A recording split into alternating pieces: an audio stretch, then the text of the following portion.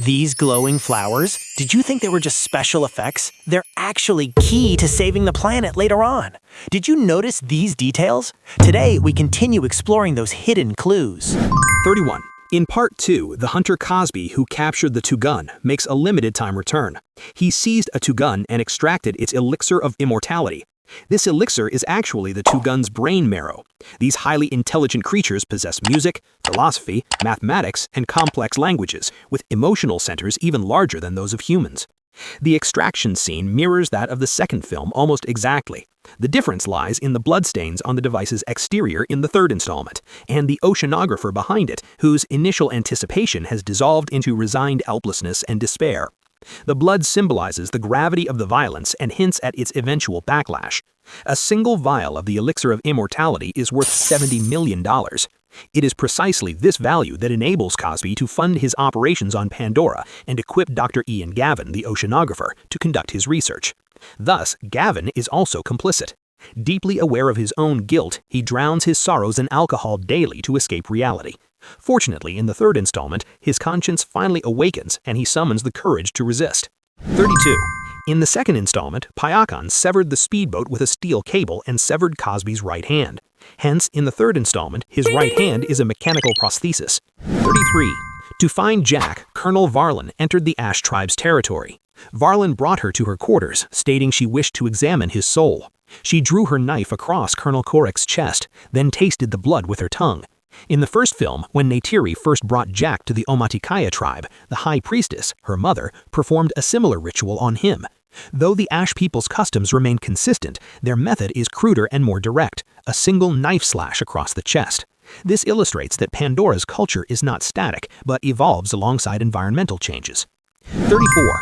The Makaina tribe convened a council led by Elder Tugun to expel Payakon. Luwak sailed out to find him, delivering this lengthy address. The way of water is infinite, without beginning or end. The ocean surrounds you, fills you, is your home. It witnessed your arrival. This phrase first appears in Part 2, during Tiria teaching Luwak to dive. It also resurfaces at Part 2's conclusion, granting strength to the exhausted Jack. 35. The Colonel collaborated with the Ash people to capture Jack. To spare others' lives, Jack demanded the Colonel swear an oath in the name of the Marine Corps. In the first film, the Colonel had told Jack he too had served in the Marines, even several years before him. Jack remarked that being a Marine is a lifelong commitment. One may retire from service, but the spirit never retires. This is precisely why the Colonel harbors such resentment towards Jack's betrayal. 36. General Edmori appears, immediately dousing the Colonel with cold water and ordering him to take the Ash people and his girlfriend back. General Edmori first appeared in the second installment, The Way of Water, serving as the field commander with supreme authority here. The giant manned robot she pilots first appeared in the first installment. Colonel Courage was killed by that very robot. 37. Parker Selviel reappears. As the son of the project's chairman, he first appeared in the first film. At the end, Earth's forces suffered a crushing defeat, yet the peace-loving Na'vi led by Jack did not exterminate them. Instead, they were sent back to Earth. Savari challenges Jack, saying, "You know this isn't over." In the second film, he returns to Pandora. With Earth now utterly ruined by excessive terraforming, his goal this time is to seize Pandora by force, unlike the diplomatic negotiations of the first film. 38.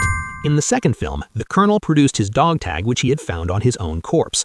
Spider glanced at it and tossed it aside without second thought.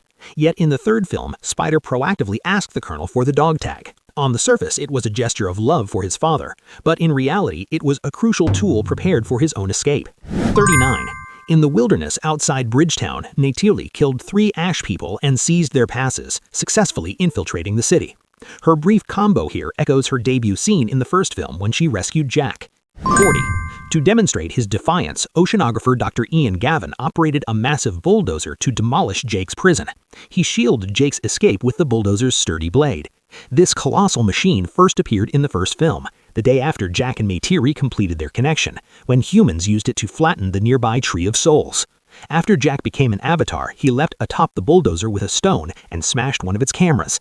In the third film, the humans also prioritized destroying the bulldozer's surveillance cameras. 41st, Nautilus rode Satano, carrying Jack and Spider away from Bridgehead City. On the way back, Jack asked Nautilus to stop. After landing, Spider blurted out, "My bladder's about to explode." At this point, the film had reached roughly 120 minutes. This crucial moment, paired with such a line, combined with the fact that many audience members had just finished drinking water, immediately delivered a psychological cue. 42nd, like the Dragon Riders, survival demands constant combat. To achieve this, Jake once more seeks out his friend, the Lion-Eagle hybrid from the first film, Toruk Maktak. To earn the Forest Tribe's trust, Jake became Toruk Maktak in the first movie, the rider who commands the shadow. Toruk Maktak is immensely powerful, uniting us in our darkest hour. This legend lives among the Na'vi tribes. In the Omatikaya clan, a Tulurk skull is revered. Neytiri revealed her great-grandfather was once Tuluk Maktak. Unlike the Na'vi actively taming this spirit, it was the spirit who chose him. Throughout history, this occurred only 5 times. Jack's emergence marks the 6th. 43rd. As in the first film, Jake once again rallies numerous Na'vi tribes to join the battle under the banner of Tuluk Maktak. The Ikran people from the East Sea, who appeared in the first film, respond to Jake's call once more in the 3rd installment. 44th. With the battle odds overwhelmingly against them, the Na'vi led by Jake had no chance of victory. To access Eywa's power, Kiri once again journeyed to the ocean depths to connect with her.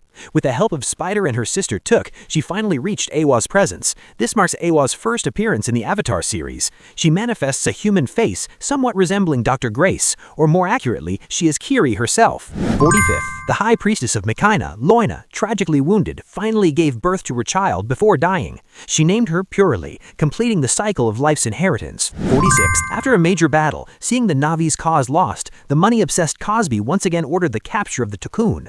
His men, hearing this, asked in confusion, "Do we really have to keep going?" In the second film, he had captured numerous Tikkuns for Cosby. Now, seemingly driven by a second conscience or fear, he hesitated. Yet tempted by the lure of money, he ultimately yielded. 47. Kiri's prayer manifested once more, summoning a swarm of Shikhalis. She commanded them to hunt down and annihilate all Sky People. Then she initiated a mental trial against the Earthlings who had indiscriminately slaughtered innocents. The wounded Phantom rose again, roaring with fury. Immediately, swarms of Ikrans attacked the fighters, mirroring the scene from the Act 1. Phantom fought alone, grabbing a fighter by its legs and hurling it straight down to Earth, severely damaging the transport ship. This signature throwing technique first appeared in the climactic battle of the first installment. 48th. When the transport ship was sucked into the electromagnetic storm, General Admore received a solo shot, similar to the Colonel leaping into the flames, without explicit death scenes. Thus, both characters remain potentially alive. 49th. After the battle, Pajakan is reaccepted by his tribe. Lore's child Purely connects with Eywa for the first time, as does Spider. In the spirit realm, he hears the call of ancestors. Guided by Kiri, he arrives at the Na'vi spirit tree. Here, many familiar faces appeared. Ajakun, Neytiri's father, Sutai, Neytiri's then-fiancé, Ronal, the high priestess of the Mikaina tribe, alongside his son, Loak's brother, his close friend Neytiri, and Kiri encountered her mother Dr. Grace a second time. The previous encounter occurred in the second film, when Kiri introduced the spider to her mother during their first connection to the underwater spirit tree. Grace had expressed high approval of this son-in-law. Lorke tells Spider, "You are now one of us, a Na'vi." As soon as he finishes speaking, the group places their hands one by one on the new member's body, a ritual symbolizing the passing of life. In the first film, when Jake became part of the Omatikaya clan, the same scene unfolded. Immediately afterward, the camera slowly pans upward to reveal Pandora's full panorama, mirroring the opening shot of the first film. In the first film, Jake had mentioned that in the Na'vi culture, a person experiences 2 births. The second birth occurs when one earns their place in society. Clearly, Spider has now achieved the second birth. 51st. The third film concluded not with a close-up of Jake opening his eyes, but with a sweeping aerial shot of Pandora. This hints that the fourth installment may shift focus from the cruise to a new generation of Na'vi led by Spider. Based on currently available information about Avatar 4, the story will likely center on Loak, Jack's youngest son. Fellow viewers, what other details or Easter eggs have you spotted? Share your discoveries in the comments below.